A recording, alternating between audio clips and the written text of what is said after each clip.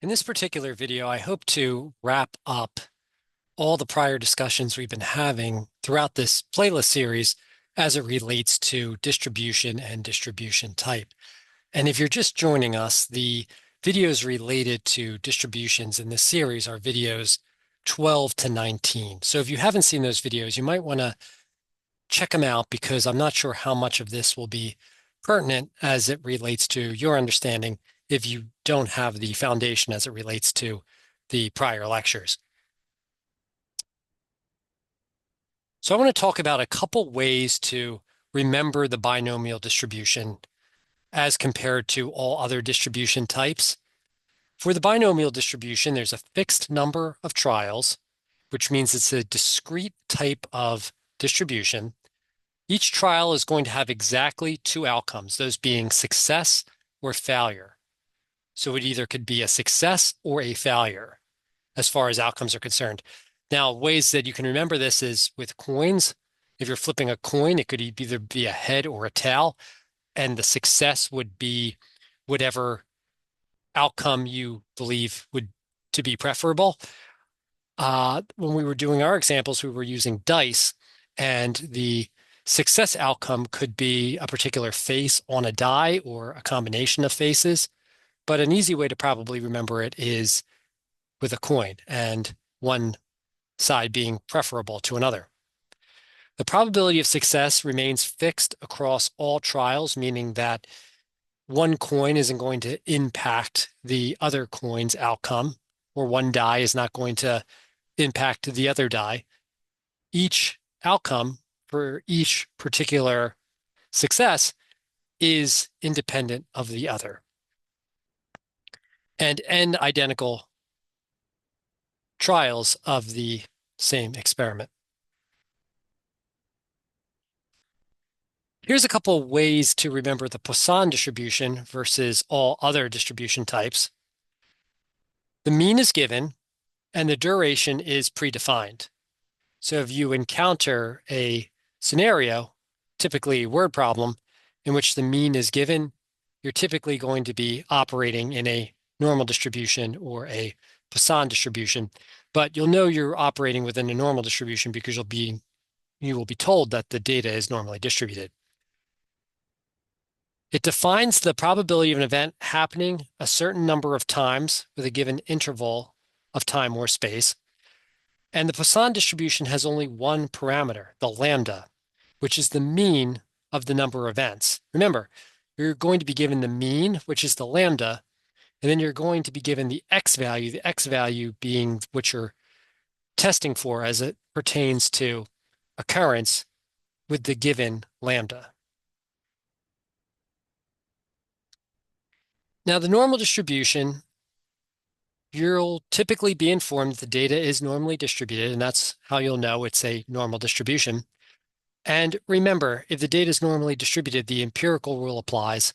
And also remember that the normal distribution is really only something you're going to encounter within textbooks and within the classroom. It's important because as a phenomenon and the way the phenomenon is defined, the other distribution types, parametric distribution types and non-parametric distribution types, are defined from the definition. They're deviations of it. So normal distribution is only going to be something that you really encounter in the classroom and with examples related to such. But it's important to understand it because there's other distributions that rely upon its synthesis and the attributes therein for their own derivation. Now, I want to close this off by sort of adding a new topic in at the end, and that is defining discrete probabilities, just in case you ever happen to encounter this, because it does have to do with probability distribution in a way. All probability outcomes for a discrete probability must equal 1. So if we have an example here where we have variable W, and W has it has 5 possible outcomes. So let's think of W as a coin being flipped, all right? Or perhaps a die being rolled. Or actually, let's not think of that either circumstance. Let's just think of W as its own event. But in any case, for W, we have event 0, 1, 2, 3, or 4. Now, each event has a certain probabilistic outcome. So 0 occurs 30% of the time, 1 occurs 10% of the time, 2 occurs